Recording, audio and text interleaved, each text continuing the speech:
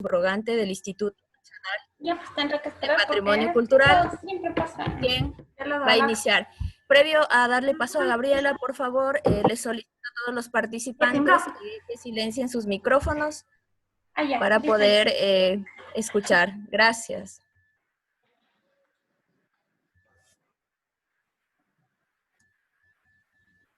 Gracias, Mayra. Muy buenos días con todos, con todas. A nombre del Instituto Nacional de Patrimonio Cultural, quisiera darles a cada uno de ustedes un cordial saludo de bienvenida y nuestro gran agradecimiento por su asistencia a el primer encuentro virtual de complejos arqueológicos del Ecuador, impacto ante la pandemia y resurgimiento. Este primer encuentro se presenta como un foro nacional para exponer las problemáticas suscitadas a causa de la pandemia del COVID-19 en los diferentes sitios arqueológicos del país, pero también para conocer de cerca y compartir experiencias de resiliencia que se han diseñado e implementado durante estos momentos tan difíciles que nos ha tocado enfrentar al sector cultural. El enfoque de la política nacional para la consolidación de la red de áreas arqueológicas y paleontológicas en el Ecuador se basa, se afianza en la gestión participativa, en la participación de los actores. Y en este principio de corresponsabilidad entre el Estado y la ciudadanía, justamente hacer un solo frente, un solo bloque para lograr una protección efectiva del patrimonio cultural, entendiendo a además como un recurso para el desarrollo local. En este marco, el Instituto Nacional de Patrimonio Cultural, como ente de investigación y control técnico nacional, se pone a disposición como un mediador y como un promotor de este espacio de reflexión, que tiene por objetivo unir a los diferentes gestores de los sitios arqueológicos del país bajo una misma plataforma, una plataforma de difusión en aras de construir en conjunto un diagnóstico, un estado del arte de la situación actual y de las perspectivas de reactivación desde la visión de los gestores y de los actores de sitio. Gracias a la iniciativa del equipo de trabajo de los centros de investigación del INPC como administradores, además de complejos arqueológicos en el caso de Ingapirca y de Cerro de Hojas Jaboncillo, podremos contar en estos 3 días con valiosísimas participaciones. Tendremos, por ejemplo, a María Soledad Plaza del Museo Arqueológico Pumapungo, a Dayuma Guayasamín en representación de los sitios La Florida, Tulipe y Rumipamba en el caso de Quito. Tendremos también la participación de Fritz Reinteler del Parque Arqueológico Cochasquí, Gabriela Molina del Complejo Arqueológico Chopsi, Cecilia La Pellegrina del Museo Comunitario de Valdivia, a Francisco Moncayo de Malquimachay y también a nuestros colegas y compañeros del INPC, Marco Belecela por el sitio arqueológico de Ingapirca y Juan Gijón por el Centro Arqueológico de Cerro de Hojas Jaboncillo. Con todo este preámbulo no me queda más que augurar todo el éxito a estas jornadas de reflexión. Muchas gracias a todos y cada uno de ustedes por rendirse cita y por acompañar a este proceso. Esperamos contar al final de estos 3 días con unos elementos que nos permitan seguir avanzando en la construcción de estos lineamientos técnicos y de política pública nacional para la protección de nuestro patrimonio arqueológico. Muchas gracias y bienvenidos a todos. Muchas gracias a Gabriela López, directora ejecutiva subrogante del Instituto Nacional de Patrimonio Cultural. Bueno, nuevamente bienvenidos con todos y quiero, antes de iniciar pues las presentaciones de los invitados del día de hoy, un poco, solicitarles nuevamente a todos quienes están participando de este primer encuentro, por favor ayudarnos poniendo en silencio sus micrófonos. Y antes de iniciar, pues voy a explicar un poco la metodología de actuación de este encuentro, ¿no? Cada participante, que en el día de hoy pues tenemos 3 invitados, tendrá un tiempo máximo de exposición de 15 minutos. Luego de finalizadas las 3 exposiciones, se dará paso a apertura a 2 personas, lógicamente por que puedan levantar su mano dentro del chat para emitir comentarios u observaciones que quisieran realizar en torno a las presentaciones, y daremos paso a las respuestas de cualquier interrogante que puedan ustedes emitir, ya sea internamente por el chat o desde redes sociales. Para dar inicio, pues, quiero presentar a mi primer participante del día de hoy. Es el magíster Juan Gijón. Él es director del Centro de Investigación e Interpretación Zonal 4, actual custodio del sitio arqueológico Hojas Jaboncillo. Él es arqueólogo de profesión, licenciado y máster titulado por la Universidad de Paul Valéry de Montpellier, en Francia, y se ha desempeñado en actividades de investigación arqueológica en el Ecuador desde el 2015, con intervenciones tanto en arqueología preventiva de rescate, asociado a proyectos de construcción e ingeniería, así como en proyectos de investigación a largo plazo en el proyecto Hojas Jaboncillo. Juan Gijón, bienvenido, te damos paso. Muchas gracias. Bueno, muchísimas gracias a todos por sus palabras, por este tiempo que se han dado para encontrarnos aquí. En aras del tiempo vamos a empezar, les voy a compartir la pantalla y les vamos a mostrar, bueno, cómo nos ha impactado esta pandemia aquí especialmente en Jaboncillo. Entonces, ¿sí se ve? ¿Sí se ve todo? Ya, muy bien. Hojas Jaboncillo, resiliencia ante la pandemia. Como ustedes saben, esta epidemia, esta pandemia causada como el coronavirus, pues ha cambiado el juego, si podemos decir, nos ha dado la vuelta a todas de nuestras prioridades, de nuestras planificaciones, y evidentemente el sector de la cultura y el sector del turismo se han reducido a una etapa casi de balbuceamiento, ¿no? Entonces, esto ha impactado fuertemente a todos los sitios arqueológicos, a su personal de trabajo y a sus comunidades. En el caso de los Cerros de Hojas Jaboncillo, primero, para quien desconozca este lugar, les voy a hacer una breve presentación de dónde está ubicado. Se trata de un macizo montañoso de unas 7.000 a 8.000 hectáreas, ubicadas dentro de la ciudad de Puerto Viejo y la ciudad de Manta, en la provincia de Manabí. Se trata de un espacio natural que comporta con 2 bosques, el bosque seco y el bosque húmedo, que se define por las diferentes altimetrías y por el juego de las brumas costaneras que se dan en el sitio. A partir de los últimos años, ¿no? Este sitio ha sido activado por medio del gobierno nacional hace más de 10 años, pero en los últimos años se ha trabajado con tecnología de punta un poco para poder entender la monumentalidad del sitio y tener una visualización íntegra, ¿no? Lo que ven ahí es un 3D de este macizo, no se trata de un cerro, se trata de una serie de cerros, son casi como 6. Y lo que ven ahí, pues, es la línea púrpura, es el actual polígono de protección que estamos tratando de ampliar y de zonificar para una mejor conservación a futuro, ¿no? Este cerro presenta entre sus diferentes alturas y diferentes topografías una serie de estructuras organizadas en complejos o en barrios, si podemos llamar. Lo que ven ahí es una de las cimas de la montaña. Y como ven, esto es una de las 50 y tantas cimas que están transformadas por la mano del hombre. Y como ven, se trata claramente de un complejo de estructuras alineadas con una noción casi preurbana o ya urbana del espacio, ¿no? Lo que se encuentra en el territorio son los cimientos de piedra de lo que eran el asentamiento de la cultura manteña. Si bien se han encontrado vestigios anteriores, ¿no? De la cultura bahía en la misma cima del cerro asociado a tumbas encontradas por Marshall Saville, y en ciertas partes bajas del cerro se han encontrado hasta vestigios de la cultura valdivia. La gran transformación de este macizo se lo debemos a la cultura manteña, que como ustedes saben es del periodo de integración. En el territorio se encuentran justamente estos monumentos, ¿no? Estructuras materializadas por cimientos de piedra. A veces se encuentran los pedazos de bareque, que es lo que materializaban las paredes. A veces estas están sobre plataformas bastante monumentales, con rampas de acceso.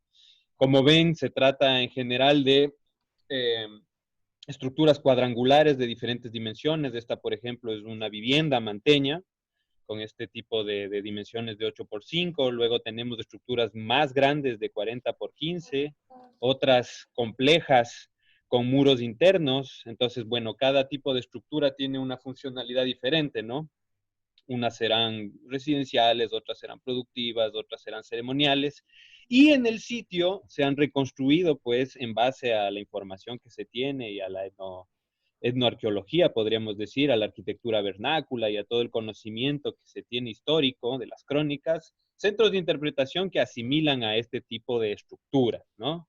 Ahí tienen una visual, más o menos, de este enorme macizo. Esto corresponde tal vez al 50% del total. Como ven, se trata de un territorio totalmente tallado, aterrazado, lleno de movimiento de tierra, de canales de agua, de albarradas, de estructuras monumentales que siguen alineamientos. Se trata realmente, no sé si podríamos llamarle ciudad per se en el sentido occidental de lo que es una ciudad, pero es realmente todo un espacio transformado por la mano del hombre, ¿no? Estamos hablando de miles y miles de terrazas, por lo cual la demografía de este lugar en su apogeo tuvo que haber superado fácilmente las 10.000 personas o hasta más, ¿no? Y justamente el porqué de tanta transformación, ¿no? De tanto esfuerzo de transformar este espacio es justamente el manejo del agua, ¿no? Esta montaña, como vieron, si tiene dos bosques, es justamente porque en la parte alta se logra captar agua en épocas secas y en la parte baja esta agua ya no llega si fuera por las vertientes naturales. Lo interesante es que los manteños, los indígenas, a través de su ingeniería, a través de su arquitectura, lograron manejar el agua para sí mismo crear una agricultura extensiva de grandes superficies y tener pues toda la sostenibilidad alimentaria que les permitió tener un desarrollo como civilización, ¿no? Como ven, lograron construir casi una ciudad completa, pero no solamente eso, lograron transformar un paisaje difícil, porque estamos hablando de un bosque bastante complejo, una zona semidesértica, a veces no llueve ni 8 o 9 meses, y lograron transformarla en un lugar de vida, ¿no? Entonces, bueno, este espacio, como les decía, se ha puesto en valor desde hace ya unos añitos, se construyeron los centros de interpretación en la parte alta, en el yacimiento mismo, y luego en el 2017 se inauguró un museo moderno con todas las piezas originales, con un centro de investigación, con una reserva que ahora funge como la reserva arqueológica de la provincia de Manabí de Santo Domingo, y con aulas para la comunidad y tal, ¿no? ¿Qué pasa? Que llega esta pandemia y les vamos a mostrar pues más o menos los 3 actos del impacto de esta pandemia en nuestro complejo arqueológico, ¿no? Entonces antes estábamos en un desarrollo sostenido, en una consolidación del turismo. Durante la pandemia pues tuvimos que adaptarnos al impacto y sacar medidas emergentes. Y después pues estamos en la obligación de reinventarnos en cuanto a gestores del patrimonio en un mundo post-COVID. Entonces, como ven, ¿no? Antes de la investigación, antes de la pandemia, estábamos con toda esta visualización tecnológica gracias al LIDAR, que es la tecnología láser, que nos permitía, ¿no? Estábamos haciendo prospecciones para un poco entender la superficie y sobre todo la monumentalidad de este espacio. Asimismo, con procesos de difusión tanto científicos como un poco más divulgativos, más democráticos. La vinculación comunitaria era uno de nuestros ejes. Era importante tener gente en nuestros espacios, sea la misma comunidad, sean los artesanos, evidentemente los niños, sean las autoridades y las otras instituciones, y la ciudadanía en general, no solo en el tema educativo y de patrimonio, sino también como un espacio recreativo, como un espacio natural donde era necesario hacer actividades, por ejemplo, de reforestación, como un espacio de reflexión de valores a través del patrimonio cultural, ¿no? Y evidentemente el turismo era también nuestro tercer eje de desarrollo, el turismo primero educativo, podemos decirlo, nuestros visitantes del 60% son niños, son estudiantes de universidad, de colegio, y luego pues vienen los turistas nacionales y los turistas extranjeros, ¿no? Lo interesante es que se habían desarrollado diferentes estrategias para poder atender a cada público de manera casi especializada y esto nos había dado pues un aumento significativo en los últimos años de nuestras estadísticas. Como ven, del 2017-2018 oscilaba entre los 20.000 y pues para el 2019 ya estábamos en el 30.000, lo que es casi un 30% o más de aumento. Esto nos daba muy buenas perspectivas para el 2020, pero evidentemente nadie lo planificó, nos llegó esta pandemia Pues tuvimos que adaptarnos, tuvimos que cerrar temporalmente los espacios, tuvimos que redoblar los esfuerzos de vigilancia, se hicieron restricciones de movimiento, todo nuestro personal se dispuso al teletrabajo. Lo que sí se mantuvo es la conservación de los restos arqueológicos, es decir, nuestras reservas han estado funcionando 24/7 en todo este tiempo. Y también puntualmente tuvimos que hacer intervenciones de mantenimiento preventivo, porque fueron justo en los meses igual entre invernales y postinvernales, donde la vegetación pues gana territorio. Pero asimismo había que dejarle el tiempo a la naturaleza de regenerarse, ¿no? Entonces, entre las estrategias, las primeras emergentes, de actuación ante la pandemia, pues lo primero fue sacar al museo a la virtualidad, ¿no? A sacar al museo a las redes sociales, a todas las diferentes estrategias audiovisuales y telemáticas que podíamos hacer. Entonces tenemos un tour virtual que es accesible y pues todas nuestras plataformas de difusión se pusieron igual 24/7 a difundir todo lo que estábamos haciendo, ¿no? Algo que es muy importante incidir es que si bien la pandemia nos afectó como complejo arqueológico en nuestra gestión, sobre todo impactó en las comunidades aledañas, ¿no? Estamos hablando de que hubo bastantes decesos en el caso de la Pepa de Uso, La Sequita y Picuazá. Fueron unas semanas, las primeras de marzo y de abril, fueron bastante difíciles. Y pues una reacción natural que tuvimos, sobre todo con nuestro equipo nativo, fue ir a la ayuda, ir a mitigar dentro de lo que podíamos a través de donativos, a través de la ayuda que nos podían dar a todas esas personas que han generado alguna relación con su personal o con el sitio, sobre todo darle insumos a estas personas que además de encontrarse con el peligro de la enfermedad, ¿no? Sobre todo poblaciones vulnerables, se encontraban en la inactividad. Las poblaciones vinculadas a Jaboncillo, en especial Picuazá, son comerciantes. Como ustedes saben, parte del comercio se postergó, se puso en pausa y eso evidenció, pues finalmente que estas personas no tenían que comer, sobre todo las más frágiles. Entonces, nuestro personal, muy solidario, logró reunirse y empezamos a ayudar a la gente dentro de lo que podíamos, ¿no?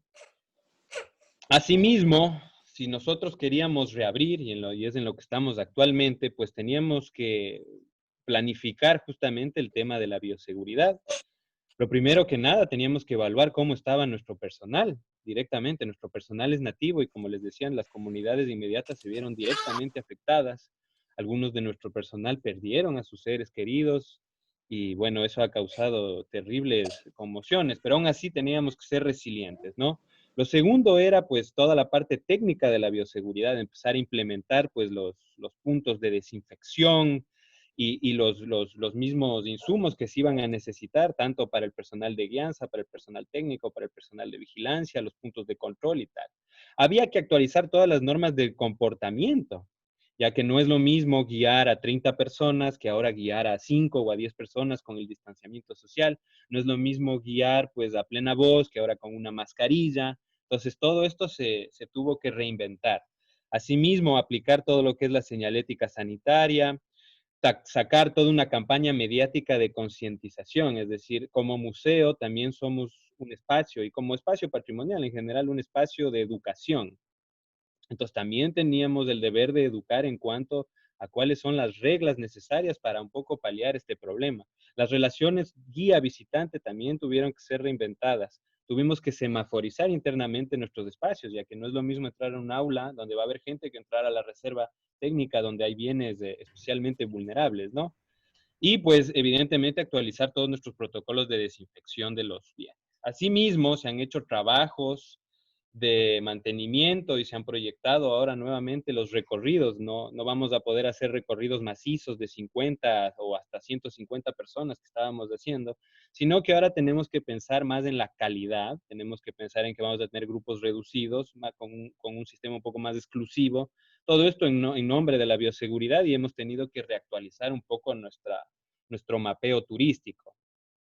Y asimismo, pues a futuro, lo que tenemos que intentar, si bien la virtualidad se ha transformado en una nueva plataforma de difusión con casi ilimitadas posibilidades, y es a lo que estamos también tendiendo, tratando de reconstruir. Ustedes saben que la arqueología, finalmente, sin una máquina del tiempo, es difícil ver toda la magnitud de lo que fue, pero ahora, gracias a la virtualidad, podemos reconstruir paisajes enteros. Sin embargo, eso nunca reemplazará el hecho de estar en el sitio, de tener una experiencia presencial, de sentir el lugar. Y pues ahora también justamente vamos a mejorar más bien la calidad. No nos vamos a focalizar tanto en la cantidad de gente que nos visite, sino en la calidad del recorrido que le vamos a dar a la gente que nos visite, ¿no? Entonces, esa es la nueva prioridad. Y asimismo, pues, una vez que ya nos hemos reintegrado físicamente a parte del personal a estos espacios y que nos empezamos a dar cuenta que había que limpiarlo, que había que un poco ponerlo bonito, surgieron nuevos proyectos, entre estos implementar terrazas, son nuevas, no son antiguas, para simular o recrear justamente el sistema agrícola hidráulico manteño, ¿no? Y estas terrazas no solamente son decorativas, sino que realmente van a funcionar como huertos orgánicos con los que estamos trabajando con ingenieros ambientales para el caso. Entonces, la idea es también demostrar en el lugar que se puede ir a la autonomía alimentaria, pues, si es a escala, no importa, luego se podrá difundir a otros espacios si funciona, pero lo que demostró la pandemia es que necesitamos ser más autónomos en nuestra capacidad de sobrevivencia, ¿no? Entonces, Hojas Jaboncillo, como si tiene ciertos espacios vírgenes, digamos, eh, se transformará también en un laboratorio, digamos, de arqueología experimental, ¿no? Y evidentemente, el cuidado de la naturaleza ha sido una de las prioridades, ¿no? Este sitio tiene una fauna y una flora impresionante, todavía hay tigrillos, todavía hay venados, todavía hay osos hormigueros, tenemos ceibos de más de 200 años. Entonces, la cultura y la naturaleza deben ir de la mano y dentro del mismo espacio, ¿no? No podemos proteger el uno sin proteger el otro, son totalmente dependientes. Y si algo nos demostró nuevamente la pandemia, es que el maltrato a la naturaleza, el maltrato a los ecosistemas producen anomalías. Es por ende que estos espacios patrimoniales, culturales, también deben transformarse en refugios, diría yo, de la naturaleza, ¿no? Donde se pueda tratar de concientizar sobre la necesidad de la naturaleza para el ser humano. Ya que miren lo que ha sucedido en estos momentos de cuarentena. Como no había mayor control ni presencia, pues evidentemente la gente también tiene sus malos hábitos y se pusieron a talar árboles para sacar miel, ha habido caza de animales, este es un problema que ya vamos arrastrando desde hace un tiempo, porque finalmente no llegan ciertos procesos educativos a la gente, ¿no? Tenemos que estar empujando y empujando y pues debemos seguir ahí. Lo interesante de todo esto es que a raíz de la pandemia ha habido una reconexión con la comunidad, y con la comunidad no me refiero solamente a los poblados inmediatos, sino todos aquellos quienes son comunidad, es decir, puede ser gente de la ciudad, puede ser gente de otros países, de otras provincias, y esta participación ciudadana que, como ven, se ha transformado en mingas de limpieza, en reforestaciones, en la misma construcción de las terrazas, en esfuerzos de señalización, en el hecho de abrir el espacio a jóvenes músicos y artistas, se está formalizando en un colectivo que estamos llamando la Red de Guardianes de los Cerros de Hojas Jaboncillo, ¿no? Entonces, la pandemia también demostró que somos frágiles, ¿no? Tanto las instituciones como las comunidades, no pudimos hacerle frente tan fácilmente a este drama humano, si podemos llamarle así, y es justamente a través de la unión, de la sinergia entre todos aquellos que hacemos, si podríamos decir el Estado somos todos los ciudadanos, todos aquellos que hacemos, podemos, no se necesitan muchos recursos, lo que se necesita es compromiso y mano de obra finalmente. Entonces ahora este es el nuevo camino igual, esto es lo que ha levantado y ha despertado la pandemia, una necesidad de reconexión con todos los que hacemos patrimonio. Y pues finalmente estas son las 6 líneas que vamos a seguir para darle sostenibilidad a nuestro complejo arqueológico.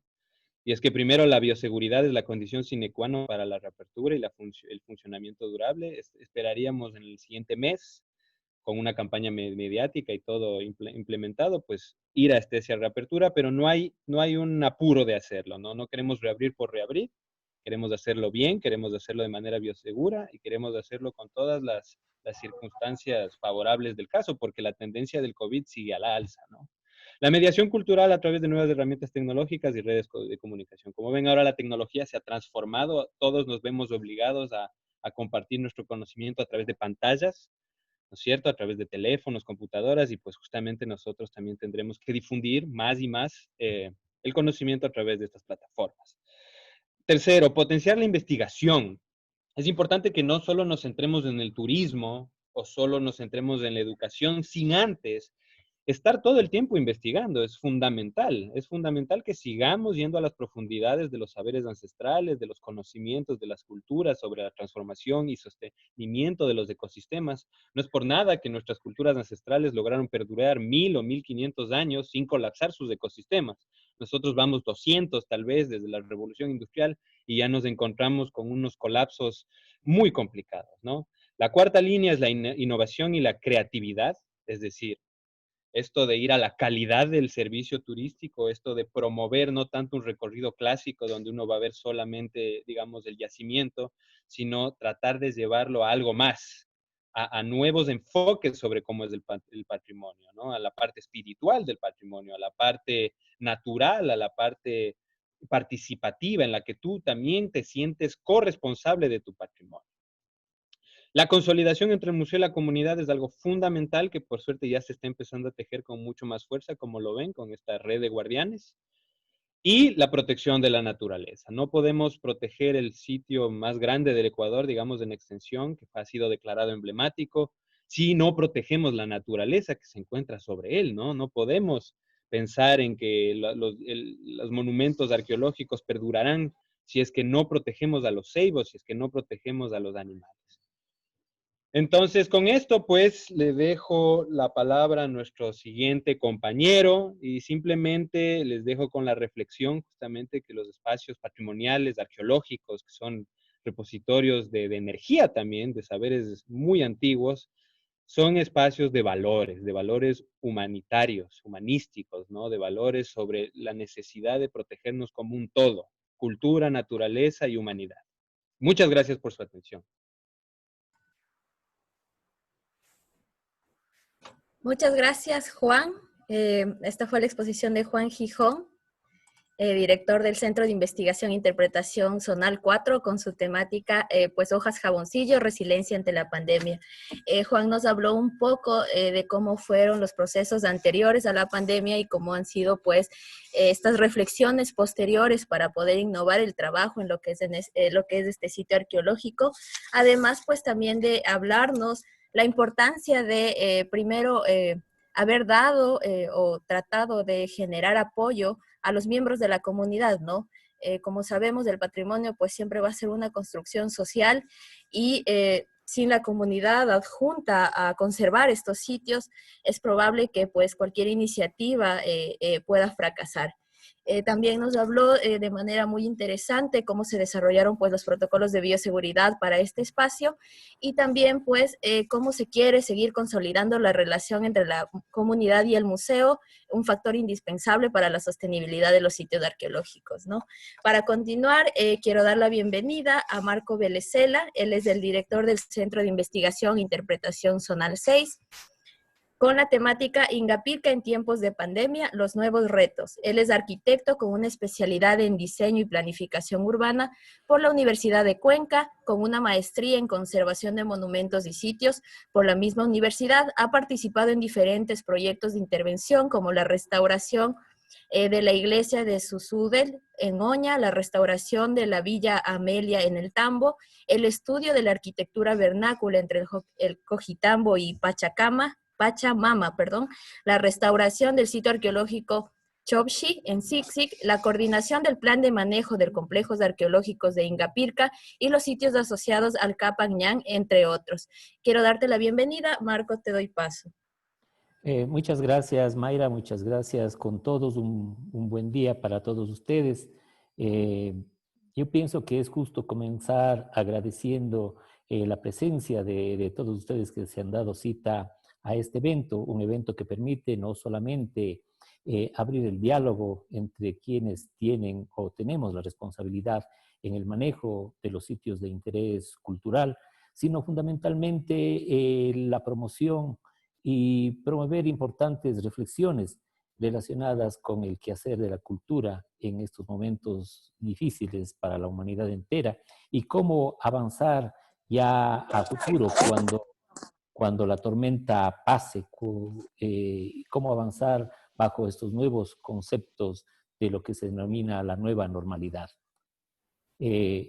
he tenido la oportunidad de, abusando de su tiempo, de preparar una presentación.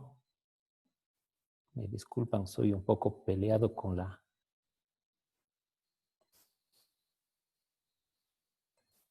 la tecnología,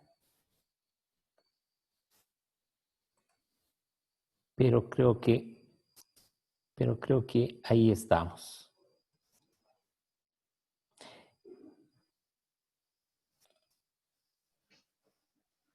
Muchos de ustedes, sin lugar a dudas, conocen Ingapirca, y a este sitio arqueológico indudablemente lo identificamos por la monumentalidad de sus estructuras, por el esmero de su personal en las tareas de conservarlo y en el esfuerzo de transmitir este bien arqueológico asociado al Capañán, dicho sea de paso, inscrito en la nómina del Patrimonio Cultural Mundial bajo la categoría de itinerario cultural.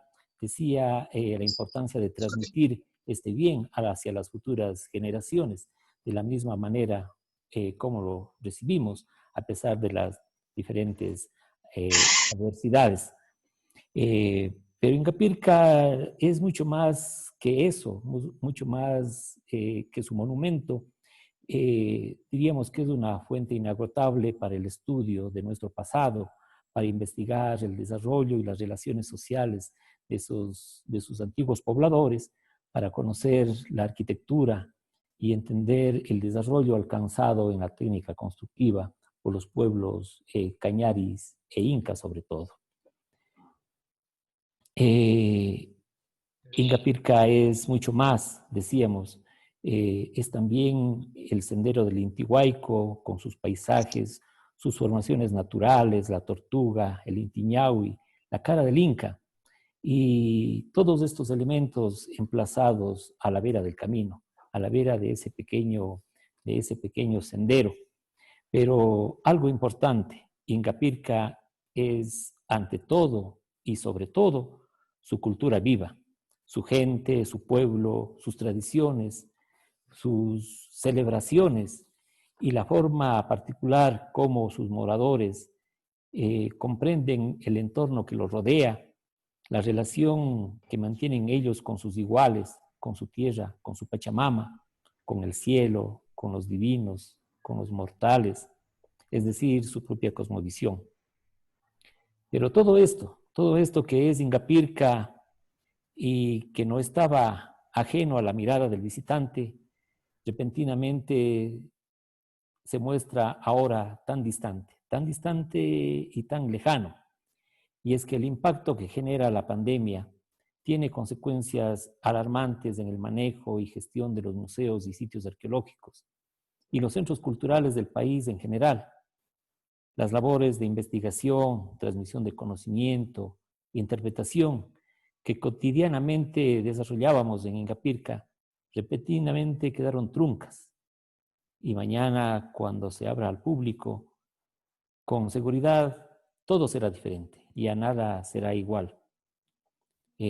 Para graficar de alguna manera el impacto que esto genera, basta con observar alguna información estadística que me he permitido traer el día de hoy sobre lo que ha constituido la afluencia de visitantes y de turistas a Ingapirca en los últimos años.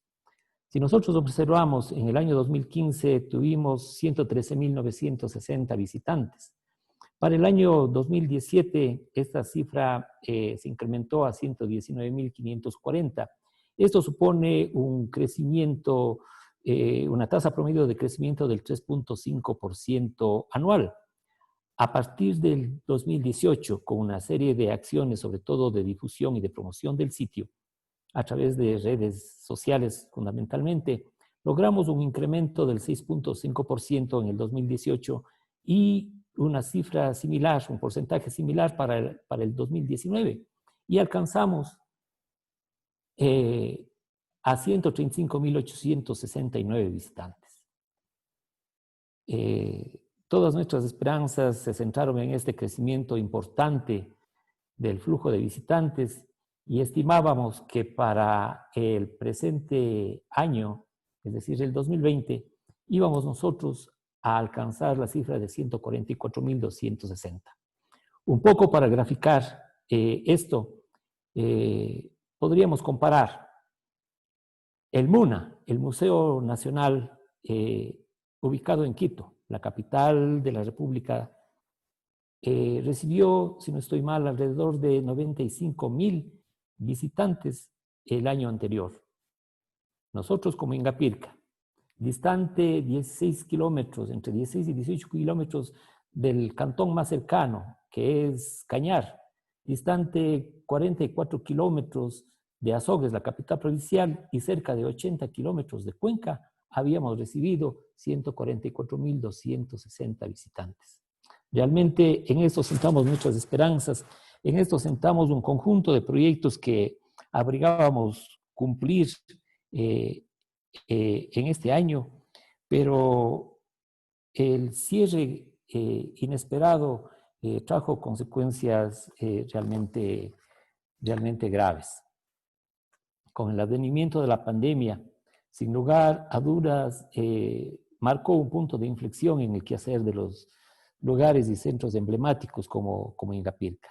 El impacto fue enorme, es enorme.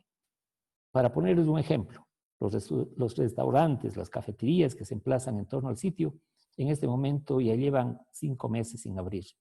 Los hoteles, las hosterías, los centros de hospedaje y de albergue también han tenido que cerrar sus puertas. Los centros de turismo comunitario, como Sisidi y Cahuanapamba, que con frecuencia recibían sobre todo al turismo internacional que quería conocer de cerca la cultura viva del pueblo cañari, ya desde hace 5 meses también han cerrado sus puertas. Los locales de artesanías, los lugares de venta y exposición del sombrero de paja toquilla, inscrito también en la nómina del Patrimonio Cultural Inmaterial por la UNESCO, que beneficiaban a varias comunidades y que tenían aquí en Ingapirca un centro de exposición y ventas, ya no están más. La situación es muy preocupante.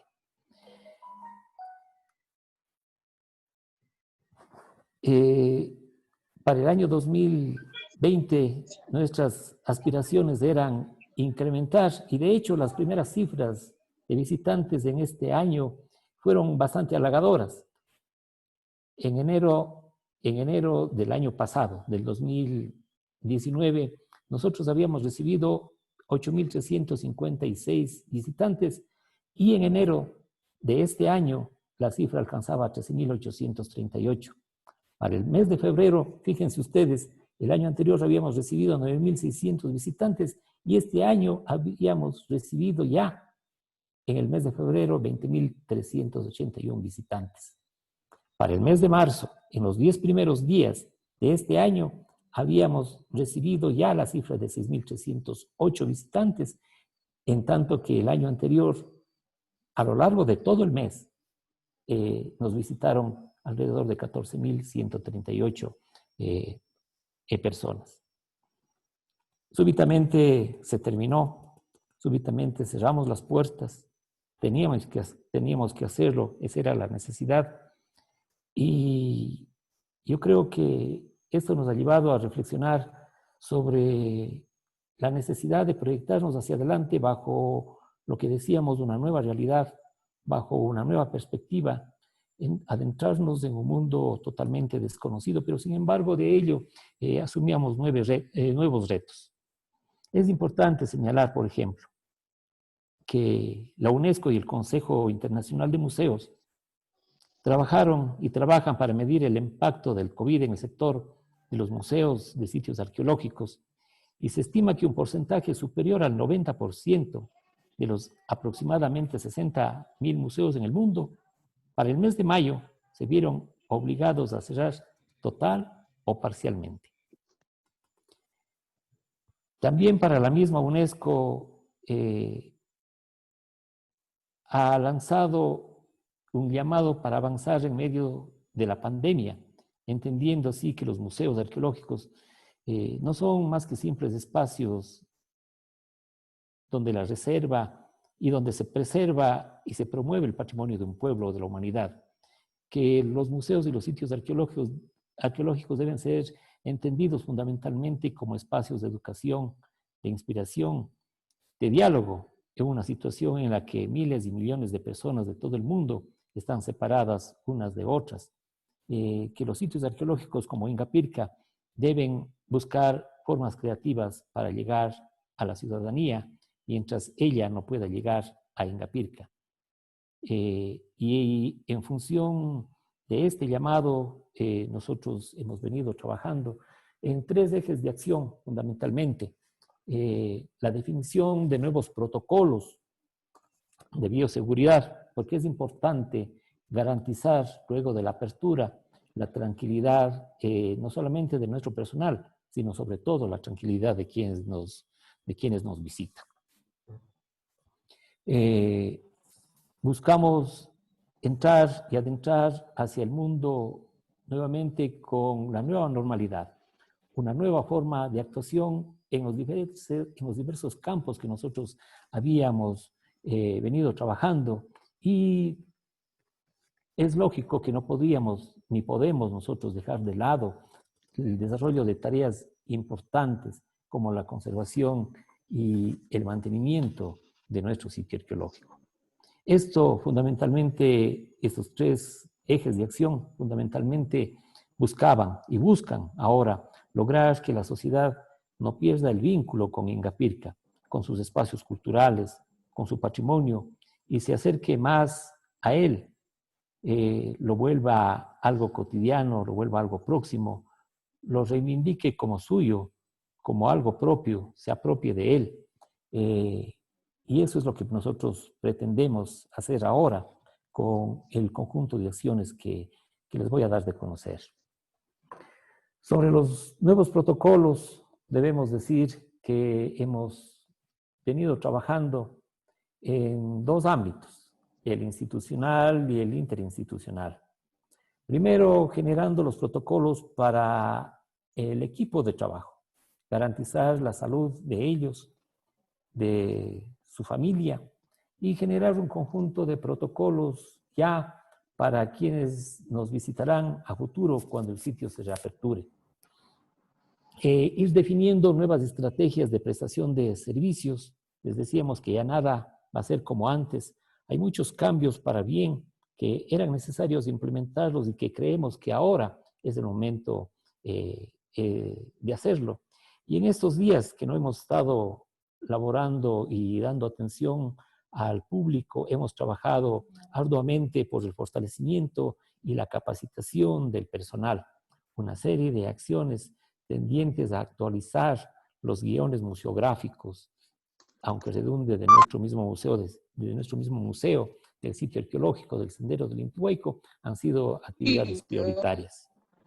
Dentro del ámbito interinstitucional, hemos considerado muy importante la coordinación con el COE nacional, con los centros de salud, para poder garantizar una adecuada atención frente a cualquier eventualidad en la actualidad de nuestros compañeros y a futuro, ya cuando se aperture el sitio. El apoyo interinstitucional para las acciones de conservación y mantenimiento, tenemos noticias muy halagadoras que la vamos a dar a conocer, y la generación de importantes insumos para la promoción y para la difusión de Ingapirca.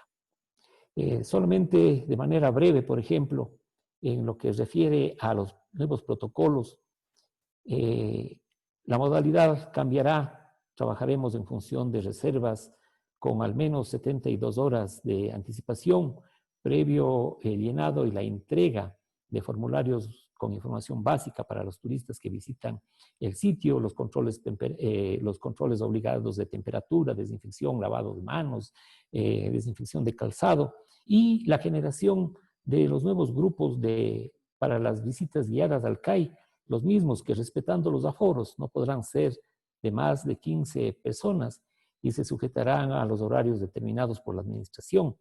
El registro de visitantes, la adquisición de entradas en boletería, adoptarán una nueva modalidad. Para que tengan ustedes una relación, en condiciones normales, el aforo máximo en las oficinas administrativas eran de 24 personas. El auditorio recibía hasta 120 personas y el complejo arqueológico podía recibir hasta 330 personas con el personal que nosotros disponíamos hasta hace muy pocos días atrás. Sin embargo, eso cambió. No podemos recibir más allá de 110 personas en el sitio arqueológico, y en el sendero, por ejemplo, del Intihuatay, no podremos recibir más de 20 personas para aquellos que deseen visitar la cara del Inca, el Intiñahui y los diferentes elementos arqueológicos de interés. La nueva normalidad nos obliga a generar sentidos unidireccionales de los recorridos para poder garantizar así el distanciamiento y poder garantizar, por lo tanto, también la salud de quienes nos visiten. Estamos terminando prácticamente ya, lo tenemos, digamos que al sitio a punto ya para comenzar a trabajar. Sin embargo, mientras no recibamos las nuevas disposiciones ya del COE cantonal, realmente no podremos aperturar el sitio. Dentro ya del mismo sitio arqueológico hemos hecho todos los esfuerzos para que los turistas no se priven de conocer todos y cada uno de los rincones que cotidianamente lo hacían antes de la pandemia. Debemos señalar que Ingapirca es un sitio que posibilita inclusive las condiciones óptimas de movilidad para personas con problemas de discapacidad. Diríamos nosotros que el 95% de los diferentes elementos de interés arqueológico dentro del complejo pueden ser visitados por personas con dificultades para movilizarse. Las estrategias a futuro. Hemos echado la mirada al uso de las herramientas digitales, ya Juan nos explicaba algo de ello. También algo similar estamos haciendo en apoyo o con el apoyo de la academia. Estamos desarrollando proyectos de recreación virtual de lo que constituyó el complejo arqueológico de Ingapirca, y en función de ello se va a desarrollar con la misma academia, con la Universidad Politécnica Salesiana, una aplicación virtual que le permita a niños y a jóvenes realizar y desarrollar un juego conociendo de manera directa la esencia de la cultura cañari, de la cultura inca, y que lo va a recrear en esta reconstrucción virtual del complejo arqueológico. Desarrollaremos a futuro procesos de guianza en línea con la participación de nuestros guías, con la participación de todos nuestro equipo que se encarga de la transmisión del conocimiento, de nuestro equipo que se encarga de la interpretación del complejo arqueológico. Para ello es necesario, hemos considerado importante el uso de redes para la información, la educación, el fortalecimiento de la vinculación comunitaria. Es una actividad que nosotros nos vamos a dejar de lado. La vinculación con nuestras comunidades tiene que estrecharse aún más. La promoción de los sitios y de los espacios de turismo comunitario tenemos que potenciar al máximo. El fomento de la artesanía consideramos que es una tarea que no se puede seguir postergando más. Y algo muy importante es la necesidad de ir generando un sistema de guianza comunitaria que permita dar posibilidades laborales a todo un equipo de guías muy valiosos que tenemos tanto en Ingapirca como en el Cantón Cañar en general. Se han definido finalmente, ya casi para terminar, un conjunto de tareas para continuar con las acciones de conservación y mantenimiento. Las estamos terminando ya estas tareas. Hemos definido tiempos de trabajo responsables, un conjunto de actividades, pero esto no se ha quedado allí. Ya años atrás se inició el trabajo en la formulación y generación de un proyecto importante y que es la conservación integral de la elipse y el Templo del Sol. Un proyecto tan anhelado que se presentó en los fondos del embajador, en el proyecto de los fondos del embajador, recibió la atención de ellos y hace pocos días tuvimos la grata noticia de que nuestro proyecto ha sido considerado y se va a asignar la cantidad de $198,000 para realizar un conjunto de trabajos de conservación, fundamentalmente en la elipse y en su entorno inmediato. Trabajos que buscan, en primer lugar, la impermeabilización del Templo del Sol, la conducción adecuada de las aguas lluvias, un proyecto minucioso y detallado de conservación de los sillares para ir mitigando la acción de las sales y los elementos contaminantes que están deteriorando a la piedra en Ingapirca, lograr una consolidación del barranco y algo muy importante. Ingapirca es una zona geológicamente inestable, se emplearán importantes recursos para realizar los estudios geológicos y la implementación de una primera fase de monitoreo ya de todo el entorno que rodea al complejo arqueológico. Estos son un conjunto de actividades que lo vamos a desarrollar con el objetivo, como decía hace un momento, de lograr que la sociedad no pierda el vínculo con Ingapirca, no pierda el vínculo con sus espacios culturales, con su patrimonio, se acerque más a él, lo vuelva algo próximo, algo cotidiano. Ese es nuestro trabajo, esa es nuestra acción, gracias al apoyo que siempre hemos mantenido del Ministerio de Cultura, del mismo Instituto Nacional de Patrimonio Cultural al cual nosotros nos pertenecemos. Muchas gracias a ustedes, muchas gracias por su tiempo. Las preguntas que se puedan tener, con gusto las absolveremos luego de las presentaciones.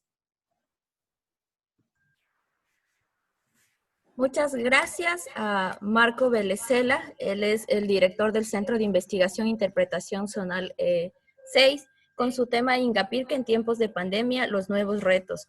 Marco nos habló un poco de cómo Ingapirca ha tratado de reflexionar y mantener viva la cosmovisión y su cultura viva, la cultura viva que tiene a sus alrededores. Además, pues nos habló bastante detalladamente cómo Ingapirca se ha fortalecido, se ha ido consolidando dentro de la oferta cultural a nivel nacional, y cómo pues han manejado una visión durante esta pandemia de primero generar la seguridad para quienes trabajan en este espacio, segundo para quienes visitan este espacio y lógicamente la conservación preventiva del sitio arqueológico, que siempre va a ser muy importante. Muchas gracias, Marcos. Voy a continuar. Nuestra siguiente invitada es María Soledad Plaza. El tema que ella nos va a tratar es Pumapungo, oportunidades y desafíos en la pandemia. Ella es analista de restauración y conservación de la EOD, Museo y Parque Arqueológico Pumapungo, es licenciada en Historia y Geografía, ha sido asistente en los proyectos de antropología en la Catedral Vieja y Escuela Central de la Ciudad de Cuenca en los años 2009-2010, es perito en arqueología para el Consejo de la Judicatura desde el 2015 hasta la actualidad y se ha desempeñado como arqueóloga en la Regional 3 del INPC, así como arqueóloga en los procesos de conservación del sistema vial andino en el subtramo Achupayas, Ingapirca, entre el 2015 y 2018. Bienvenida, María Soledad. Muchas gracias, buenos días con todos, gracias por la invitación. Efectivamente, al momento me desempeño como analista de restauración y conservación en el sitio arqueológico Pumapungo, que forma parte del Museo Pumapungo. Me permiten un momento compartirles mi pantalla.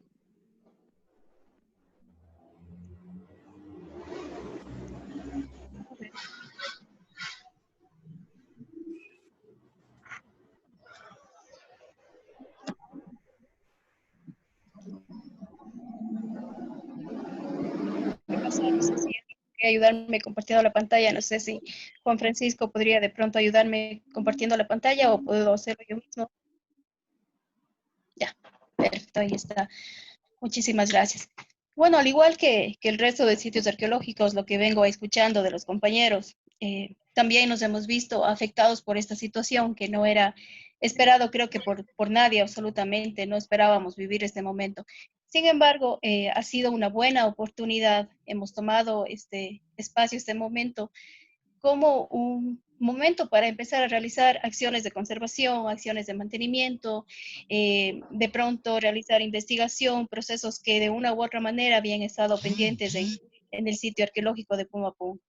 Entonces, bueno, si me ayudan con la siguiente diapositiva.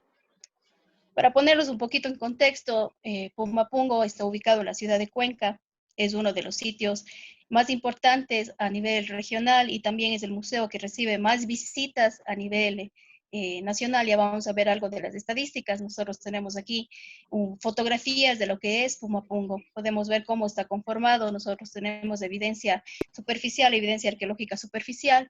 El sitio tiene una clara afiliación de la cultura inca. Nosotros podemos ver cómo tenemos aquí, como les decía hace un momento, evidencia arqueológica superficial, callancas, curicancha, terrazas de cultivos, un túnel y otros espacios más.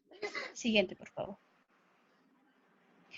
Y a esto se suma obviamente la evidencia no solamente superficial, sino también la evidencia que nosotros hemos podido encontrar bajo superficie. Se vienen realizando investigaciones desde principios del siglo XX con Max Zule inicialmente, y luego después con el arqueólogo cuencano Jaime Hidrobo. Podemos nosotros ver en la fotografía algunas de las piezas que ha sido posible rescatar de estas investigaciones. Siguiente, por favor.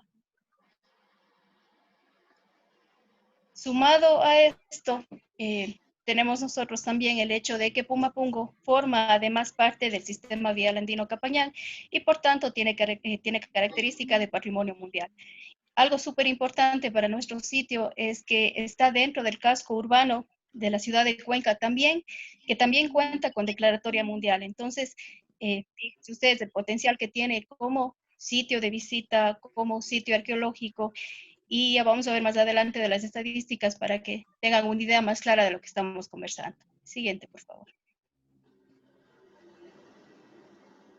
Bueno, a pesar de que el sitio es uno de los más importantes, como les decía, en la época del Tahuantinsuyo se le consideraba, según algunos cronistas, la segunda capital de este gran imperio. Y por tanto, tenía pues mucha importancia para la época y tiene importancia ahora por lo que representa. El sitio arqueológico no solamente es el sitio como tal, el museo comparte otros espacios como reservas de etnografía, reservas de arte, un teatro, espacios de difusión, un jardín etnobotánico y también un espacio que está destinado para el rescate de aves nativas. Sin embargo, a pesar de la importancia y la relevancia que tiene el sitio como tal, debido a los factores de tiempo, debido a cuestiones ambientales, presentaba condiciones de conservación bastante no graves, pero sí bastante deteriorados, ¿no? Como les voy a indicar. Por ejemplo, teníamos presencia de vegetación intrusiva en los muros, teníamos presencia de musgos y líquenes, teníamos inestabilidad estructural, taponamiento de los drenes. La importancia que tiene el sitio, debido a factores de tiempo, debido a cuestiones ambientales, cuestiones de conservas bastante pero sí bastante intervención. Teníamos presencia de vegetación en mus, teníamos presencia de musgo, líquenes, teníamos inestabilidad estructural. Creo que tengo una interferencia con el audio, no sé qué pasó. Hola. No sé, tuve alguna cuestión con el audio, no sé qué pasó, pero bueno, voy a continuar. Entonces teníamos varios problemas en el sitio que necesitaban de una acción emergente. Estábamos empezando a trabajar, justamente tuvimos el problema de la pandemia, nos vimos un poco detenidos con eso, pero afortunadamente pudimos retomar estos trabajos. Siguiente, por favor. Bueno, son algunas fotografías del estado de conservación en el que estaba el sitio. Podemos ver cómo la vegetación había ido tomando estos espacios, no solamente vegetación intrusiva, vegetación alrededor de los muros. Prácticamente los muros habían empezado a taparse, las camineras desaparecieron en cuestión de un mes y medio más o menos, que no se pudo dar la conservación adecuada. Sigamos, por favor.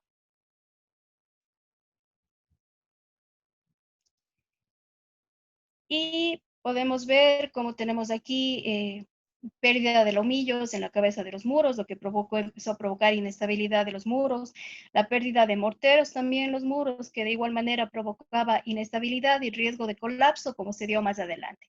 Digamos, por favor.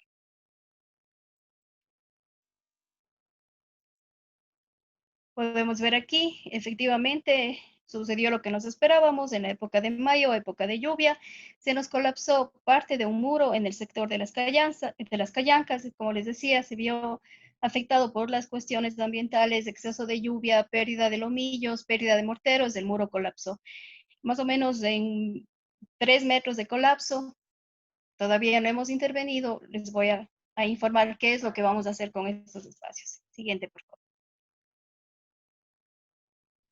Otro de los colapsos se dio precisamente en la zona del Gran Canal, una afectación más grave, en esta ocasión ya no solamente provocada por cuestiones agentes ambientales, sino también por cuestiones ya de humedad interna.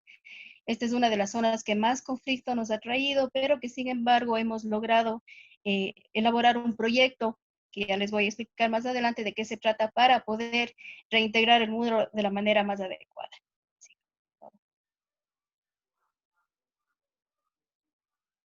Bueno, las estadísticas de las que les hablaba hace un momento. Como ustedes pueden ver aquí, nosotros tenemos prácticamente la mayor cantidad de visitantes, incluso a nivel nacional. Si se fijan ustedes, para el 2019 nosotros habíamos tenido entre el 2015 y el 2019 un incremento del 50% de visitantes. Y obviamente este número se proyectaba hacia el 2020 mucho más elevado. Nosotros tenemos entre los principales visitantes centros educativos, colectivos, universidades, extranjeros, tenemos niños, niñas, jóvenes, adultos. Realmente nuestro público es bastante amplio y bastante diverso. Nos hemos visto afectados, sin embargo, hemos tomado ya acciones que van a ayudar para que el museo no se cierre en sí del todo, sino que para que pueda seguir siendo difundido a la comunidad. Sigamos, por favor.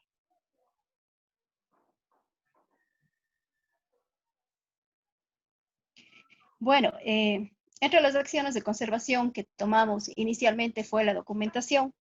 Uno de los principales problemas que se presentaban al momento de hacer conservación y mantenimiento fue precisamente la falta de información actualizada. Entonces, una de las primeras actividades como unidad de conservación y restauración fue precisamente el levantamiento de fichas de conservación, información que nos va a servir a nosotros como sustento para poder elaborar y para poder aplicar también las técnicas adecuadas de conservación, las mejores técnicas para conseguir lo que estamos esperando, que es la conservación ideal del sitio.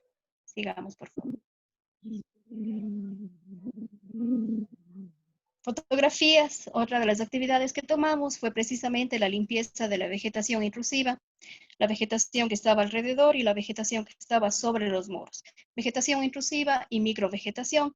Nosotros podemos ver en la fotografía del inferior a la derecha cómo estaba, esto es en la zona del Gran Canal, uno de los sitios que no había sido atendido por muchos años. Podemos ver cómo estaba la situación de la vegetación, sobre todo, que provocaba inestabilidad, provocaba erosión de los elementos constitutivos, taponamiento de los drenes propios del sitio y demás. Entonces podemos ver cómo ya en la parte de arriba hemos hecho una limpieza mecánica, una limpieza física, junto con el conservador de la institución, y hemos conseguido que la estructura quede completamente limpia. Sigamos, por favor. Nuevamente, fotografías del Gran Canal, proceso de limpieza, cómo estamos aplicando técnicas de conservación, técnicas de limpieza manual. Sigamos. Otra de las actividades que tomamos fue precisamente la aplicación de investigación. Empezamos a aplicar técnicas que se habían aplicado antes precisamente en secciones del Capayán para lo que es limpieza y retiro de microvegetación de los elementos constitutivos. En esta ocasión utilizamos ceniza. Ustedes pueden ver cómo estamos aplicando ceniza, pero sobre todo para lo que es la limpieza de líquenes. Funcionó muy bien, entonces, bueno, esto nos da indicios de que podemos seguir ocupando este mismo elemento en otros espacios del sitio. Nos dio excelentes resultados, es parte de la investigación que estamos haciendo para dar conservación con intervención mínima y con elementos que son mucho más amigables al sitio. Sigamos, por favor.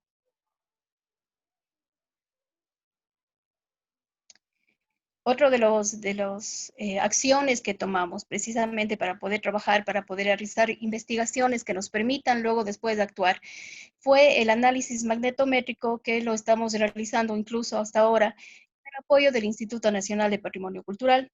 Esto nos va a servir para verificar evidencia bajo superficie y también porque tenemos una situación súper grave de drenes internos taponados. Tenemos humedad interna, estamos cerca de un río, tenemos humedad interna.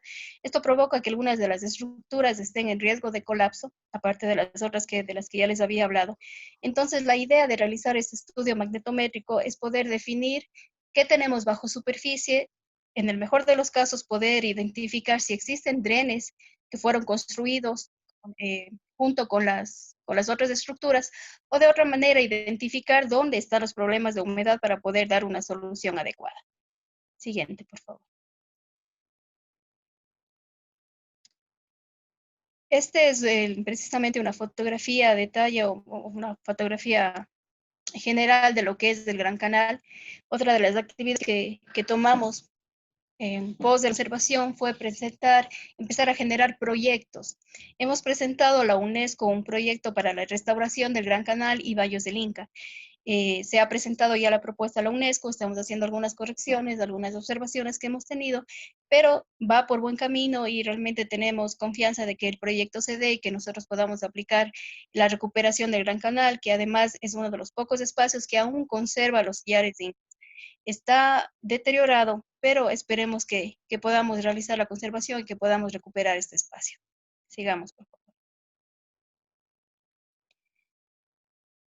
Y también hemos realizado, como les decía hace un momento, tomamos acciones para poder conservar esos espacios, reintegrar los muros. Hemos trabajado de manera coordinada con el Instituto de Patrimonio Cultural. Todos estos proyectos inicialmente tenían un presupuesto cero.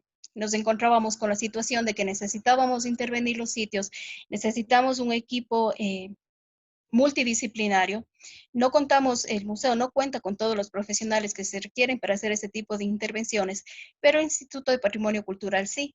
Así que aunamos esfuerzos, hicimos los contactos, los convenios debidos y generamos un proyecto para la reintegración.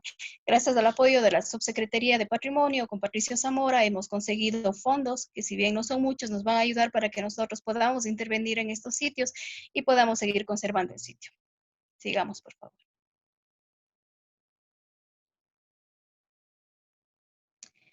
Otra de las actividades que tomamos fue precisamente, como les decía hace un momento, no contamos con todo el equipo multidisciplinario que se requiere para poder realizar este tipo de intervenciones, la conservación necesaria como debe hacerse.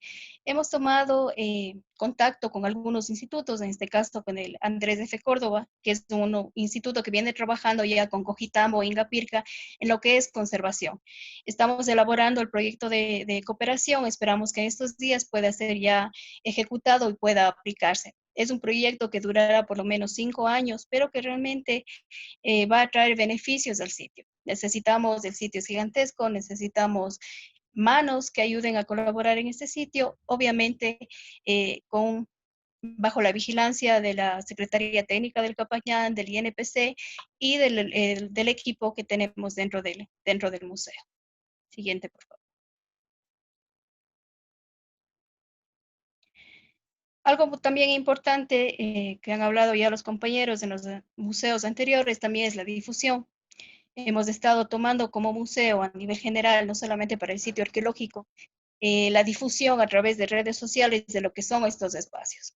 Nosotros podemos aquí ver fotografías de una incursión que hicimos al túnel, que es un espacio restringido al público, pero que pensamos es importante que la comunidad que también conozca los espacios que tiene Pumapungo. Entonces estamos realizando visitas a los sitios. Si tenemos la suerte, vamos a poder también hacer un análisis magnetométrico dentro del sitio para poder ir incrementando la documentación que tenemos al respecto y para poder ir tomando acciones también de conservación.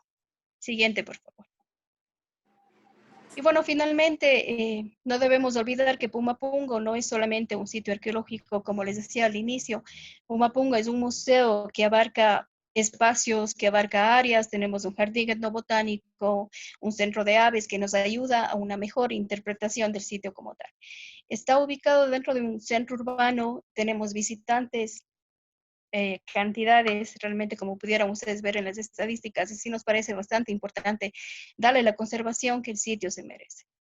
Eso como reflexión, me parece bien interesante este espacio en el que podemos compartir, en el que podemos reflexionar sobre todo la necesidad de conservar estos sitios, no solamente el arqueológico, estructuras como tal, sino también el contexto que todo el espacio implica.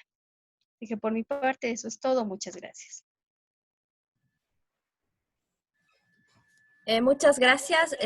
Damosle gracias nuevamente a María Soledad Plaza. Ella es analista de restauración y conservación en en la EOD, perdón, en el Museo y Parque Arqueológico Pumapungo. Pues María Soledad nos habló de cómo se han generado los procesos de intervención en el sitio arqueológico Pumapungo y lógicamente cómo se han fortalecido las actividades de investigación y conservación preventiva para el lugar, ¿no? Además también, pues, cómo se está generando el análisis para abrir en el sitio arqueológico nuevos espacios tal vez que puedan ser visitables.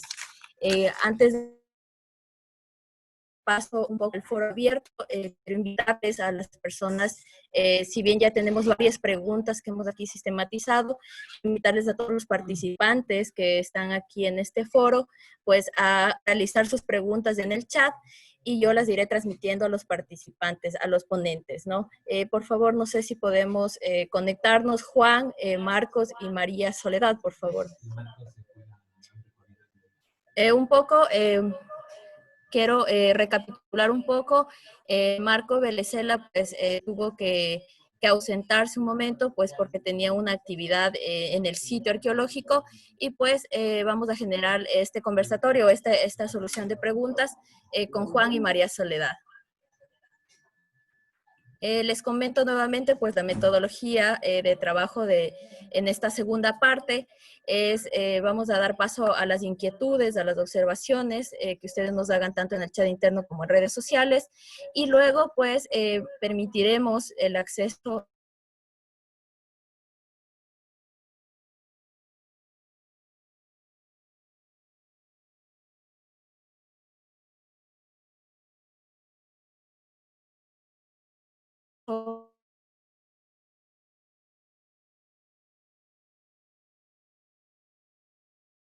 creo que tuvimos algún problema o no sé si fue mi computadora, mil disculpas. Bueno, vamos a continuar un poco. Tengo aquí una serie de preguntas. Quiero iniciar con una pregunta que está direccionado a Juan Gijón y pues nos la generó Patricia Maldonado. Nos dice, ¿la virtualidad no puede afectar a la conexión entre la comunidad y su patrimonio? A ver, ¿sí me escuchan? Ya. Bueno, evidentemente, no sé si afectar, pero sí restringe en el sentido de que no todos tienen celulares, no todos tienen conexión a Internet. Vivimos en un país donde no todas las poblaciones tienen acceso a estos servicios y evidentemente no podemos focalizar todo el esfuerzo de difusión en la virtualidad. Lo interesante es que la virtualidad ahora abre la difusión a canales, digamos, de ciudades, de colegios, internacionalmente, pero evidentemente toda la relación comunitaria local tiene que darse de alguna u otra manera presencialmente. Evidentemente ahí tenemos que jugar mucho con la bioseguridad, pero tampoco, ¿cómo decirles? No quedarnos en el susto. Solo tenemos que ser claros en que tenemos que tener los protocolos del caso, pero también tenemos que ir hacia la comunidad y esto de manera, como ustedes vieron ahí en las imágenes que presentábamos, estamos trabajando bastante con el voluntariado. Y a través del voluntariado, a través de la coparticipación, se hace difusión. Si bien, por ejemplo, estamos manejando grupitos de 10 a 15 jóvenes, cada uno siempre con su distancia, en estos espacios presenciales, digamos, donde estamos trabajando para hacer todo lo que nos toca hacer, también hacemos difusión. Entonces, evidentemente, la virtualidad no es que afecta, pero no va a ser el único canal de difusión todavía y siempre será necesario, pues, la palabra dicha de cara a cara. Poco a poco, mientras la pandemia vaya menorando, iremos equilibrando. Ahorita, en la actual situación, tenemos que ser virtuales. Por ende, estamos en este foro. pero si ya va amenorando, pues podremos ir reequilibrando las estrategias de difusión con actividades presenciales. Muchas gracias, Juan. Tenemos una pregunta direccionada para María Soledad. No sé si nos ayudas, hecha por Yamil Doumet. ¿Qué acciones se desarrollarán para integrar a las comunidades locales a la conservación del patrimonio arqueológico? Saludos desde el SPAN.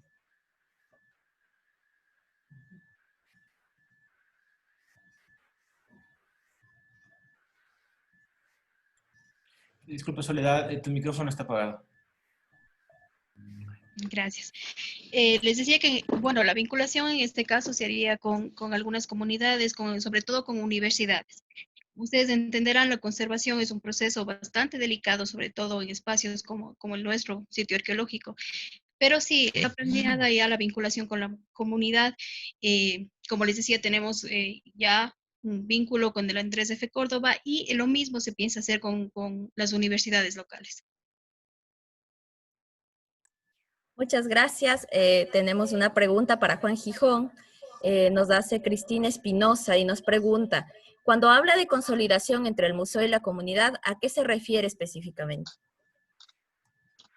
Bueno, la vinculación tiene varios ejes, ¿no? Primeramente, el dar acceso a estas personas. Por ejemplo, ahora se está hablando de que para la reapertura se tiene que hacer reservas, se tiene que hacer un tarifario especializado y todo eso implica una cierta planificación, pero con los agentes externos, ¿no es cierto?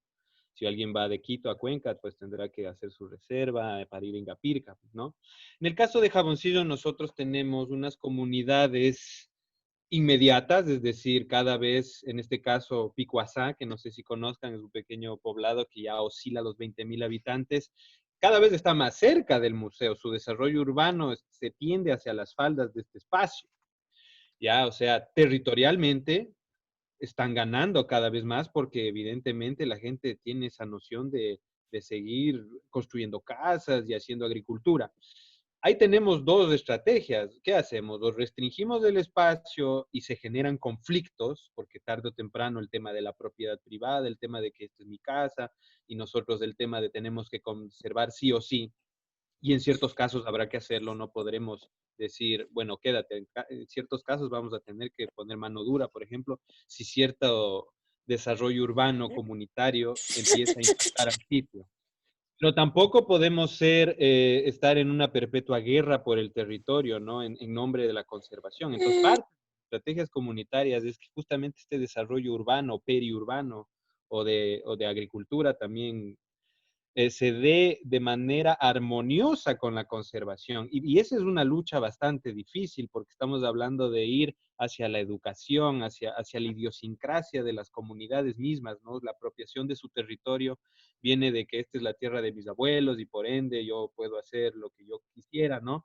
Pero hay que tratar de decir, sí, es de tus abuelos, y no solo de tus abuelos, es de tus tatarabuelos, es más, es de tus ancestros de hace 1000 años, y por ende, ok, vive aquí, pero también cuida el lugar. Este es un problema que tal vez sucede en varios sitios arqueológicos, y es que cómo logramos conservar, si bien podemos hacer intervenciones puntuales, claro que sí, pero cómo conservamos el gran monumento, la gran área arqueológica cuando cada vez hay más desarrollo urbano, cuando más las ciudades se expanden, más las comunidades crecen, la demografía aumenta, y donde hay seres humanos hay impactos ambientales, ¿no?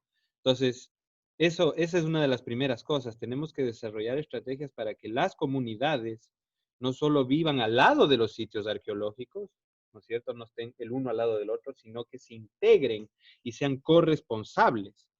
Y para eso tienen que disfrutar del sitio arqueológico. Primero tienen que tener un acceso, primero y segundo tienen que verle al complejo cultural como una fuente de desarrollo para ellos. Por eso la guianza comunitaria, por eso tener hospedajes, tener restaurantes, tener todo lo que cause beneficios económicos en aras del turismo causado por el patrimonio que se encuentra ahí, que es un atractivo, debe darse, pero no podemos ir tampoco a un turismo masivo donde de repente se vuelva a Disneylandia y se destruya y se pierda realmente lo que es. Como ven, es un difícil equilibrio esto de la comunidad. Eso por la parte territorial. De ahí, bueno, siempre hemos trabajado con las nuevas generaciones. Aquí tenemos bibliotecas, tenemos salas de conferencias donde se han hecho diferentes actividades, hasta cine comunitario, todo esto antes de la pandemia. Entonces también tenemos que proveer, sobre todo en estas comunidades donde no necesariamente hay estos espacios recreativos o estos espacios culturales. Nosotros somos el gran espacio cultural de Picuazá. Entonces tenemos que proveerles de esa estimulación también. Y tercero, lo último que vieron, pues decirles, mira, tú nos dices que esta es tu tierra, ya, chévere, pero ayúdanos a conservarla y no solo ayúdanos no quedándote donde estás.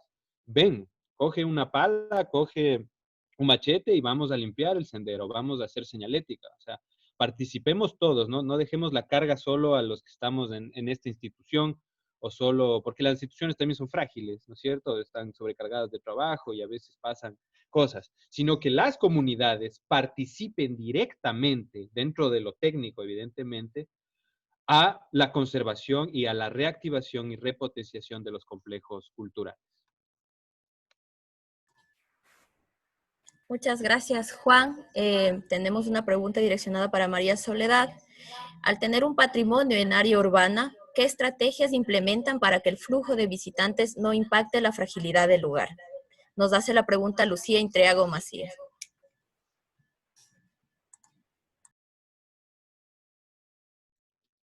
Bueno, realmente el hecho de estar dentro del casco urbano no ha sido un limitante, ha sido más bien una oportunidad para que, como informaba hace un momento, las estadísticas nos indican que es uno de los museos más visitados a nivel nacional.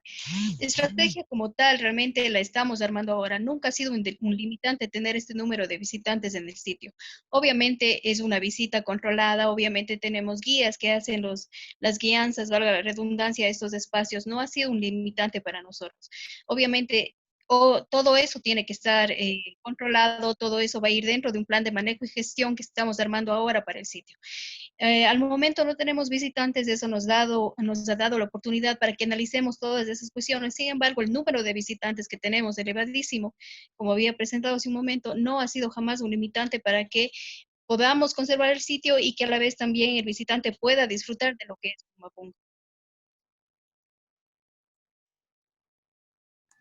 Muchas gracias a María Soledad. Para dar continuidad a las preguntas, pues la ingeniera Taira Vázquez nos pregunta, direccionada a Juan, ¿cuál es su visión sobre las nuevas comunidades con vestigios arqueológicos que por motivos de la pandemia paralizaron sus proyectos de transformación en turismo comunitario arqueológico, en el caso específico de la comunidad Colonape-Copal, el Cantón El Carmen? Bueno, primero un fuerte saludo para la gente del Carmen y la gente de Colonape, el Copal. Para quien no conozca este lugar, se trata de un asentamiento prehispánico gigantesco materializado por tolas, por más de 200 tolas. De las pocas intervenciones que hemos podido hacer, pues se registró esa cuestión. Y pues se trata de un área agrícola, ¿no es cierto? Miren, el camino clásico es evidentemente ir hacia las instituciones técnicas, como ya lo ha hecho el GA del Carmen desde el 2018.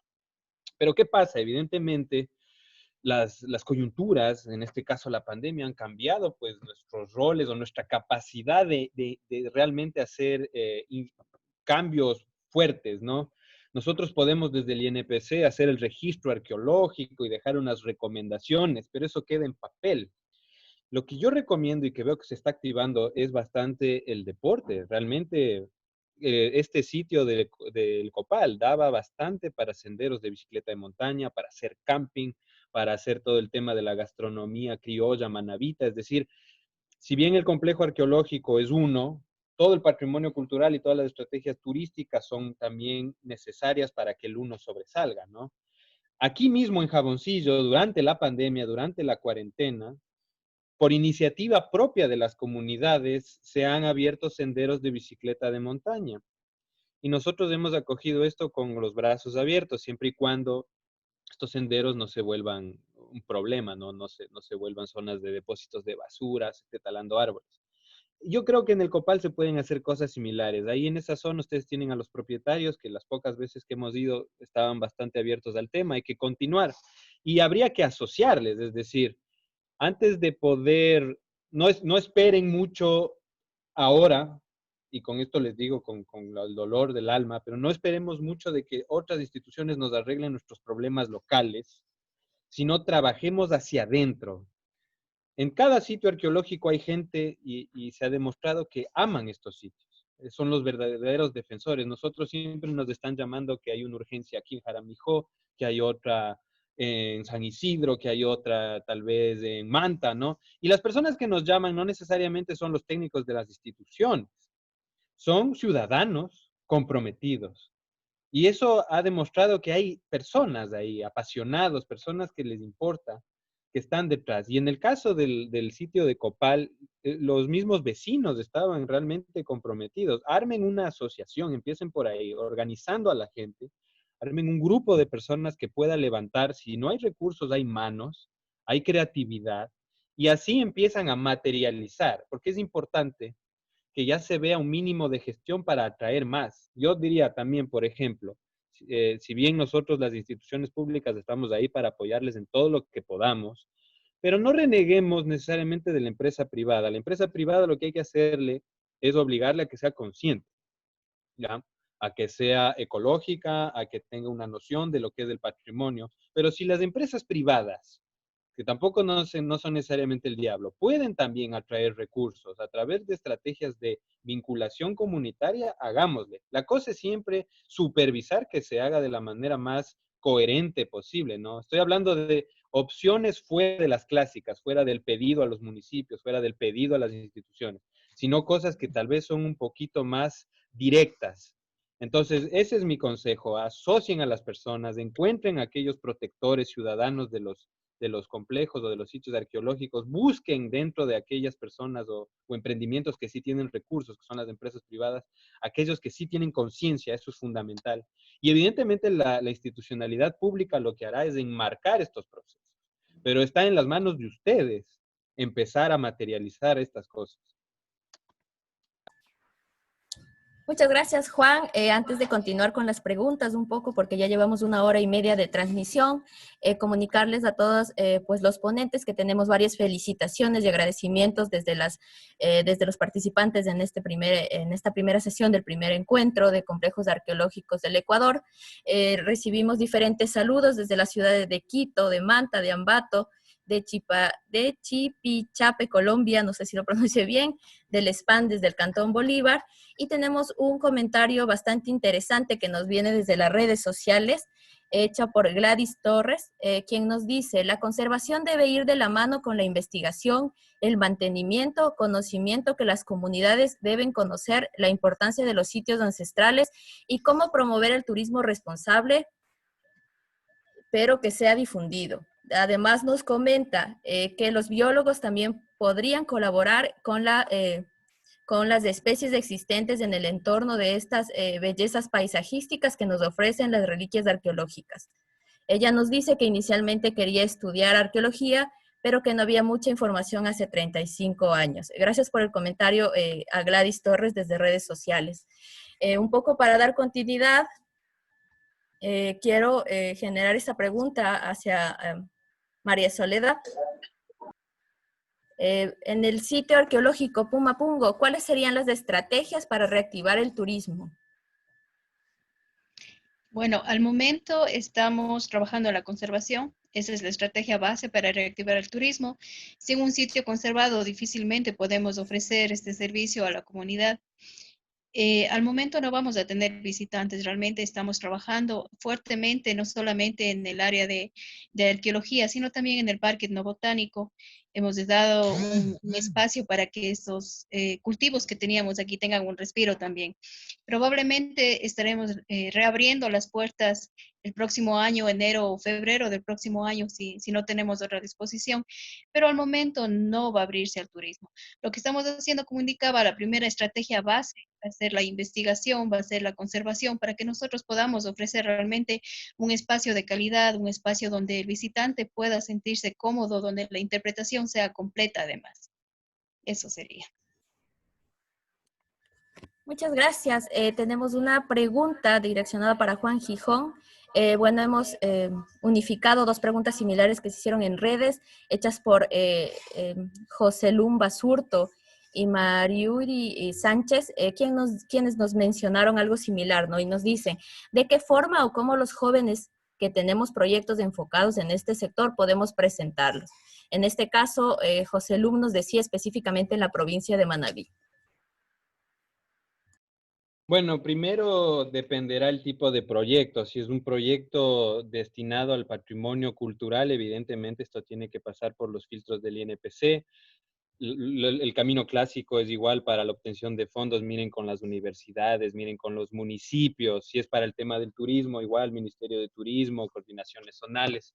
Pero nuevamente, se responde con la misma estrategia. O sea, estas instituciones que representamos y que estamos con toda la gana de poderles ayudar, no creo que representen el único camino. No dejemos en lo que queremos, nuestros sueños, nuestras ideas, lo que queremos materializar, solamente en las manos de otra institución u otra entidad para que esa sea la fuente de su materialización. Yo creo que es importante, y eso lo ha demostrado la misma pandemia, que tenemos que ir hacia la autogestión de nuestras ideas y de nuestros sueños. O sea, primero empecemos nosotros por ponernos los guantes para trabajar. Empecemos, no solo dejémoslo en papel. Esto es un gran consejo para los estudiantes que todavía están en sus tesis, que se les ha enseñado que una vez que ya haces la tesis, ya terminaste, ya se hizo. La tesis es un papel, pero tenemos que ir a materializar. Nuestro país es un país que carece justamente de obras, si podría decir, ¿no? Hay tanto potencial en la Amazonía, en la sierra, en las zonas insulares, aquí en la costa. Conocemos de unos sitios arqueológicos gigantescos y hasta pocamente difundidos. Y lo que sabemos es que le falta obra, ¿no es cierto? Claro que hay cosas que son carísimas, que son las carreteras de acceso, las vigilancias, pero hay pequeñas iniciativas, y es que así se empieza tejiendo, que se puede hacer simplemente organizándose con la gente. Es decir, mira, tú tienes un proyecto así sobre este tipo, yo también, ¿sabes qué? Tengo unos amigos, tengo unos compañeros en tal institución, tengo unos profesores de la universidad. Empiecen a tejer relaciones que les puedan permitir materializar esos sueños. Empiecen chiquito, porque si no van a postergarlas, porque si ustedes creen que van a ir con este proyecto y le van a decir a tal institución, bueno, aquí está el proyecto, hágale. Nosotros como instituciones públicas recibimos cientos de proyectos y evidentemente a su vez estos proyectos los podemos ir priorizando según los fondos que tenemos. Recuerden que estamos en una época vulnerable en cuanto a recursos estatales, entonces digamos que esa parte está un poco fragilizada. Ya veremos igual en los siguientes tiempos si es que se vuelve a ganar fuerza, pero no dependamos de otros para hacer lo que nosotros queremos. Evidentemente hay que pedir asesoría, eso sí, no se puede hacer lo que uno desea así nomás. Hay que pedir todo el consejo técnico para hacer, pero busquen entre ustedes, entre sus allegados, entre sus contactos, entre sus fuerzas, y evidentemente siempre presionando a las instituciones, porque para eso estamos, para dar un servicio público de calidad, pero busquen entre ustedes también cómo empujar estas cuestiones, cómo empujar estos proyectos, ¿no? Y como les digo, aquí en el NPC nosotros siempre estamos abiertos a receptar proyectos. Si es en cuanto a arqueología, aquí están nuestras oficinas en el mismo complejo arqueológico Hojas Jaboncillo, estaremos dispuestos a revisar cualquier cosa. En cuanto al turismo, pues tiene que ser con la entidad competente. Pero eso, primero busquemos organizarnos en cada localidad. En cada localidad hay gente dispuesta a trabajar, estoy seguro. Conectémonos entre todos los que podemos hacer patrimonio y hacer turismo. Muchas gracias, Juan. Un poco para ya ir finalizando pues este día de trabajo, comentarles nuevamente que este primer encuentro virtual de complejos arqueológicos del Ecuador, el impacto ante la pandemia y resurgimiento, está organizado desde el Centro de Investigación e Interpretación Zonal 4, actual custodio del Parque Arqueológico Cerro Hojas Jaboncillo, desde el Centro de Investigación e Interpretación Zonal 6, actual custodio del Parque Arqueológico Inga Pirca, ambas instituciones direccionadas por el Instituto Nacional de Patrimonio Cultural. La finalidad de este evento, pues, es permitir consolidar el sistema de áreas arqueológicas, paleontológicas y patrimonio subacuático de una manera, pues, cooperativa, para que se pueda enfrentar las dificultades generales y dar continuidad un poco a la sostenibilidad del patrimonio arqueológico en nuestro país. Quiero agradecer a nuestros ponentes del día de hoy, María Soledad Plaza desde el sitio arqueológico Pumapungo, Juan Gijón desde Cerro Hojas Jaboncillo y Marco Velecela desde Ingapirca. Quiero también dar las gracias y emitir un saludo a nuestros ponentes del día de mañana y el día jueves, Dayuma Guayasamín, de los sitios arqueológicos bajo tutela del Instituto Metropolitano de Patrimonio Cultural de Quito, Fritz Reintager, Parque Arqueológico Cochasquí, a Gabriela Molina del Complejo Arqueológico de Chopchi, a Cecilia La Pellegrina del Museo de Sitio Comunitario Agua Blanca y a Francisco Moncayo del Sitio Arqueológico Malquimachay. Ellos nos acompañarán entre el día de mañana y el día jueves. Un poco para ir cerrando esto, me gustaría pues un comentario final de María Soledad y de Juan. Bueno, por mi parte, simplemente agradecer por este espacio. Es muy importante, como decía hace un momento, esta vinculación, no solamente con la comunidad, sino también con otros espacios. Vemos que prácticamente los sitios arqueológicos todos presentamos los mismos problemas, todos tenemos las mismas circunstancias y parece que todos estamos enfocados a las mismas situaciones para poder ir resolviendo estos problemas. De mi parte, simplemente la última reflexión, que sería que estos espacios, estos sitios arqueológicos cobran importancia realmente cuando es la comunidad a la que se vincula. No solamente un número reducido de técnicos o instituciones gubernamentales que se encargan de la conservación, de la protección, de la difusión, sino también la comunidad. El momento que la comunidad adquiere este sentido de pertenencia a la identidad con relación al sitio, vamos a conseguir que realmente estos sitios cobren la importancia que tienen realmente. Eso, simplemente agradecer, enfatizar que el sitio arqueológico Pumapungo tiene toda la apertura para poder colaborar de pronto con otros espacios y también tenemos la disposición para recibir la colaboración técnica, el compartir experiencias.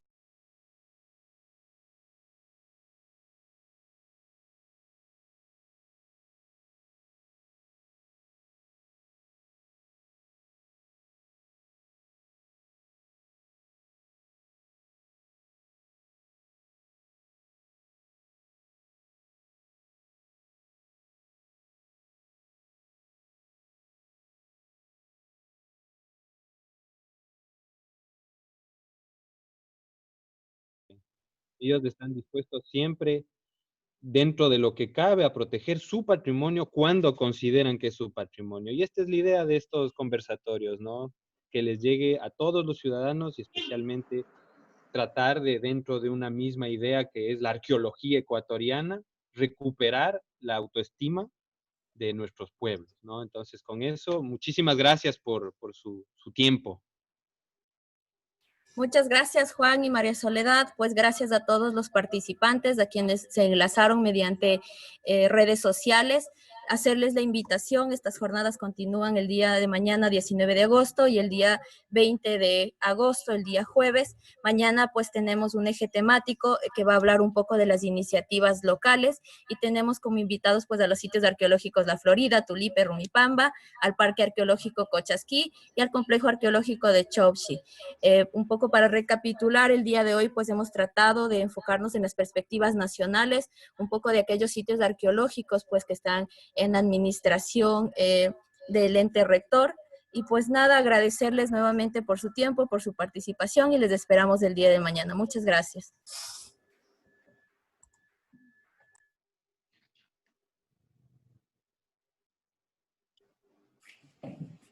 Hasta mañana, gracias por todo. Tengan un buen día. Muchas gracias, hasta luego, gracias. Hasta luego, hasta luego. Hasta luego.